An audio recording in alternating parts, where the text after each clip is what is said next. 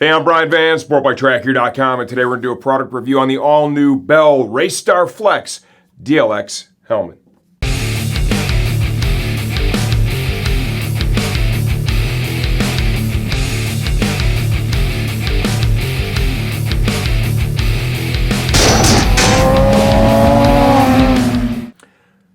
Okay, the all-new Bell Racestar Flex DLX helmet. This is a full redesign on the predecessor, the Racestar helmet, okay? They look really similar, but there's a lot of differences. We're gonna break that down for you. Prices span from $699 for the solids up to $749 for the graphics. Please understand that we do not update videos for price changes, only if the product itself has been redesigned, as it has been in this case. The predecessor, the Racestar, it was a great helmet. I've had it, raced in it, ridden in it, really enjoyed it. Lots of happy people out there.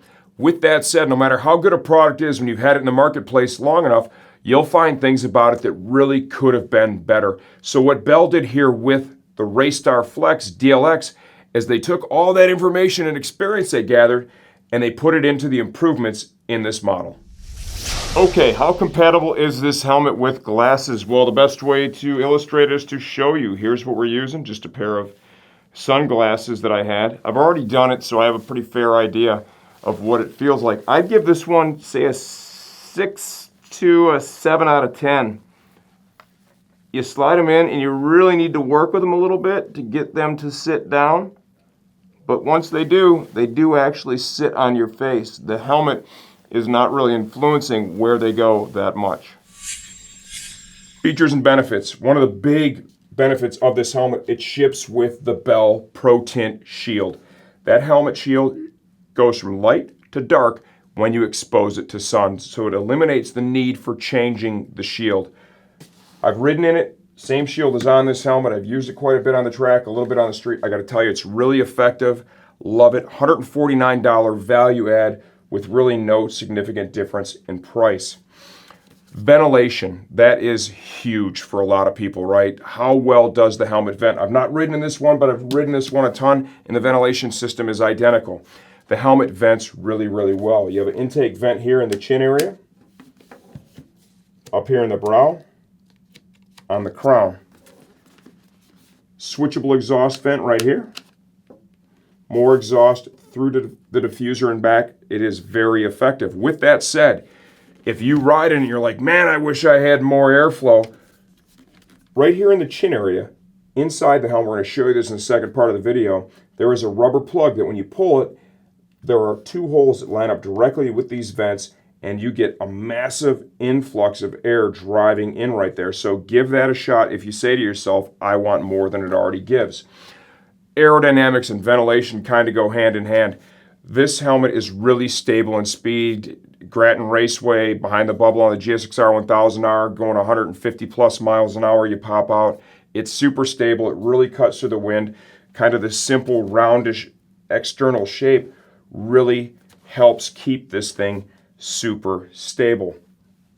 Flex liner is also one of the big features and benefits of this helmet. Instead of having your traditional foam EPS internal liner, this has a three-part, and there's more details. I'm not going to use the buzzwords and the acronyms they have for it, but essentially what you have is three different materials. There is some standard foam EPS, and there's two other materials that have some flex to them, right, where they are able to rebound. That doesn't mean you can crash in this more than once. A multi-use helmet, it is not. Still one impact, but it helps to manage energy more efficiently. High speed, low speed, as well as in the middle. And then organically, by having those three different layers and the way they've assembled them, you also build in an rotational management system for rotational energy. So it's fair to say this is one of the most significant safety advances in motorcycle helmets, and it's proven now. This technology, Bell has been using this for a number of seasons. We first saw it in their road helmets in 2016, and of course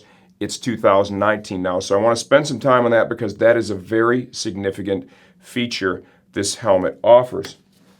Other things that are built in, the magnetic cheek pads are super cool, right? You want to tune the fit, you can do that. It's got the magnetic chin strap, also super cool.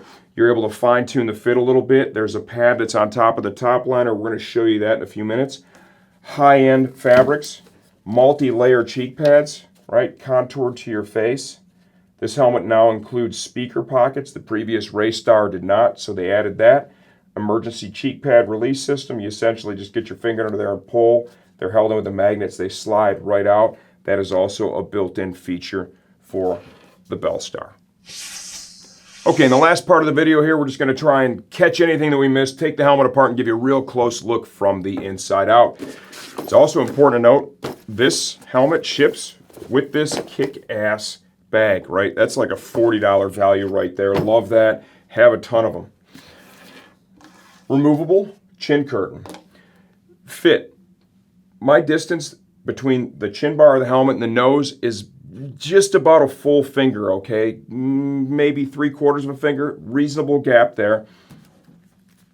The shield is easy to remove and to reinstall. This is one of the best mechanisms on the market. You just push the button here in the center and pull forward while having the shield in the upward position. Off it comes. If you want to zoom in and give a close look of the ratchet system. Also spring-loaded to help seal. Slide it in, push it back. Repeat the process here on the other side. Lock in the center. You can see they've really molded in that piece, right? So it's really large, easy to get a hold of, to open, close, and lock. Fully removable liner.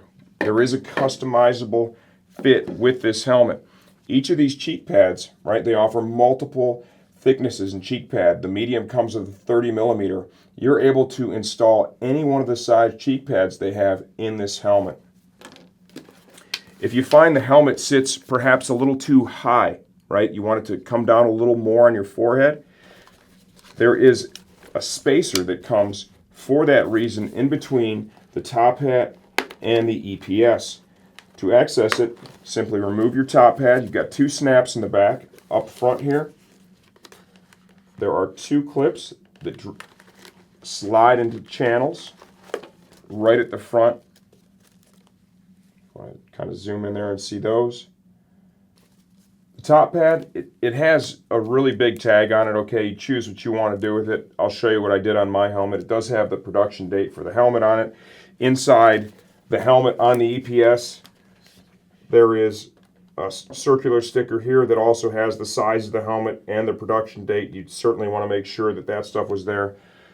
With my liner, okay, and this would be good too because I've had that helmet basically 3 years, ridden it quite a bit. You can kind of see the condition of it, and that's a lot of riding.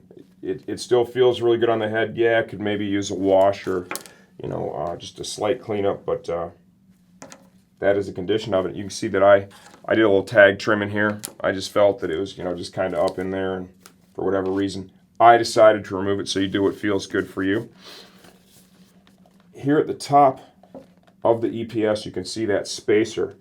Let me pull that out to show you what it looks like. It just holds in with Velcro. And essentially, it's a mirror image of what's already there. And it's used just to tune the fit at the top of the helmet.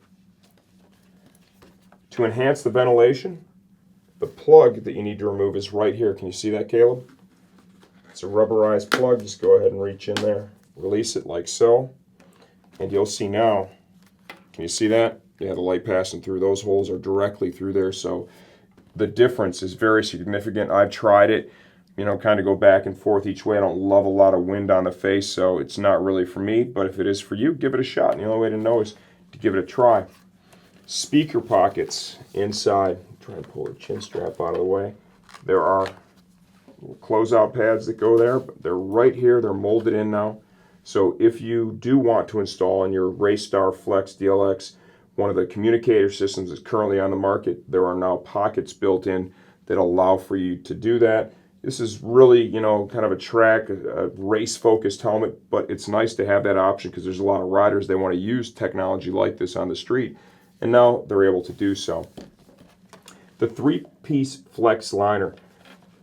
Can you see that, Caleb? The different colors here. We've got the red, we've got the black, and then behind that there is kind of a grayish material. These are the different pieces. And can you see the movement right now? There we go. Okay, all right. The way they have this attached inside the helmet and assembled, right, that movement and flexibility is built in. That helps to manage that rotational energy, okay? That is done entirely on purpose.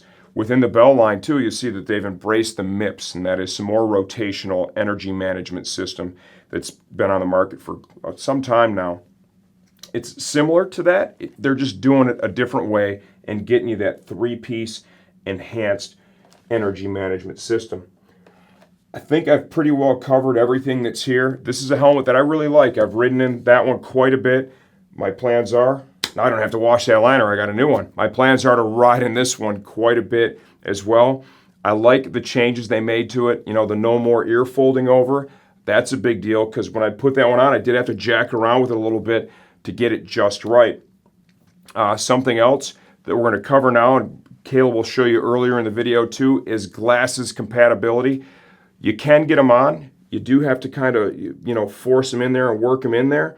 With that said, I was able to adjust them so I could get the glasses to rest on my nose. We're going to show you that too. So I would say the glasses compatibility with this helmet is going to be somewhere between a 6 and 7 out of 10.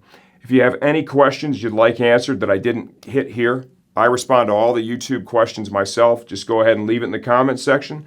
I'll get to it. I'm Brian Van, SportbikeTrackGear.com.